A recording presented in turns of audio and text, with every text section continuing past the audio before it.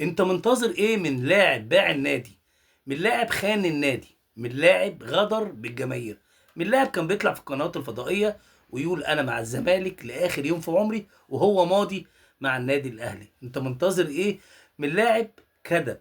انت منتظر ايه من لاعب يقدم حاجه كويسه بالاخلاق وبالاحترام؟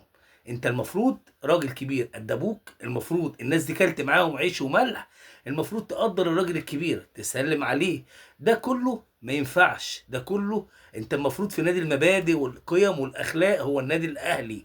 المفروض ما تعملش كده لان انت لاعب من النادي الاهلي. المفروض تحترم النادي الاهلي وتحترم الناس الكبيرة. اما انت اللي عملته دي حاجة مش جديدة عليك، دي حاجة انت عملتها قبل كده بس الناس كلها ناسية. حاجة عملتها مع جمهور الزمالك كله، اللي انت ما سلمتش عليهم وغدرت بيهم وكذبت عليهم وقلت لهم ان انا قاعد في نادي الزمالك. مش جديد عليك ومش غريب عليك اللي تعمل حركة زي اللي عملتها مع الكابتن المحترم هشام نصر.